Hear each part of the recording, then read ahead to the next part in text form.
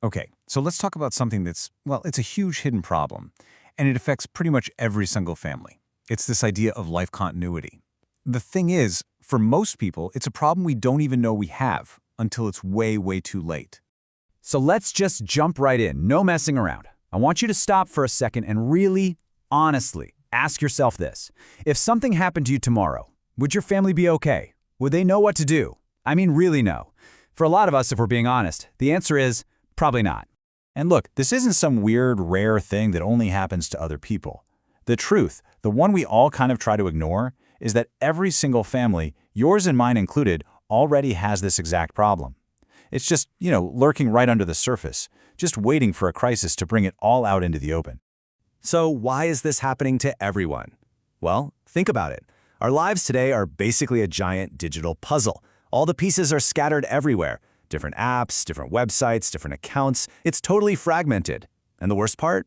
Almost none of it is written down in a way that anyone but you could ever hope to piece together. Okay, so what actually happens when that fragile, undocumented system of yours breaks? Let's dive in and really look at the anatomy of what that sudden chaos feels like. It often kicks off with something totally out of the blue. Maybe it's a serious injury, something that just takes you out of the picture for a while. Or it could be a sudden hospitalization, and all at once you just can't communicate your wishes or where things are. And then, of course, there's the ultimate interruption, when someone passes away, and in a single instant, everything they knew and managed is just gone. And this is what the family is left with. Just sudden, total chaos. Think about it. Passwords that nobody knows. Locking you out of bank accounts, social media, everything. Random bills start showing up, and no one has a clue what they're for. Subscriptions just keep on charging the credit card. Insurance policies, good luck even finding them. And the really heartbreaking stuff, photos, memories, important conversations, they're all trapped behind a digital wall, maybe forever. It's not just a mess. It's an overwhelming, incredibly painful experience. But, it's not all doom and gloom. There is an antidote to all this chaos. And it's not what you might think.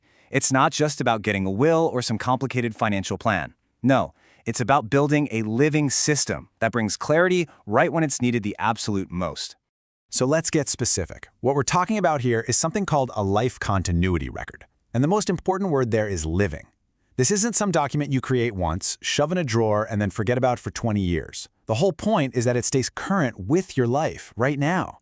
And then, if the worst happens, it transforms from a record into a roadmap, essential guidance for your family.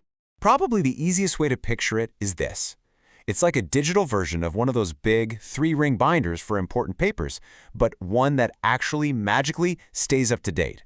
We've all seen those old dusty binders in our parents' closets, right? With papers from 1982? Yeah, this is the smart, modern answer to that. Now, this part is super important. We need to be crystal clear about what this is and what it is not. A continuity record is a living system. It is guidance. It is all about clarity. What it is not is a will, it is not a trust, and it is absolutely 100% not legal advice. Think of it as a practical operational tool, not a legal document. Okay, so how do you actually build something like this? How do you create this system of clarity? Well, it's built on a really practical framework, and it's all designed for one simple thing, to give you peace of mind. So let's walk through what are called the 6 pillars of continuity. Basically, this whole framework comes together to build a complete picture for your family. It starts with number 1, personal context. This is all about your values, the why behind your decisions, so your family can make choices you would have wanted. Then there's number 2, family independence. Just being clear about who relies on you and exactly what they need. Pillar 3 is financial clarity. And this isn't about complicated budgets. It's just about giving them a simple map to your financial world. Number 4 is huge today. Digital assets. What do you want to preserve? What should be deleted? Then you've got 5, insurance readiness, which turns a potential paperwork nightmare into a straightforward process. And finally, number 6, memory and meaning, which makes sure your stories, your voice, your legacy aren't lost. See how they all fit together? They create a complete guide.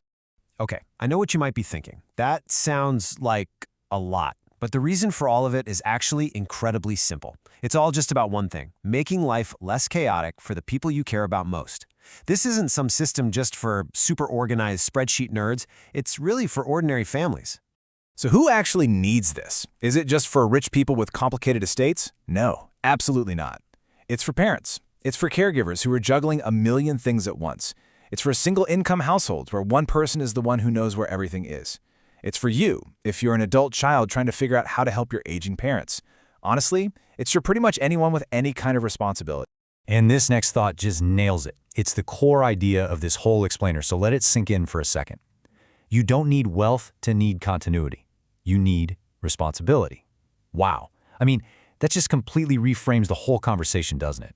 This isn't about planning an estate. It's about being responsible for the people who count on you. Because at the end of the day, what you leave behind isn't really about the stuff or the money.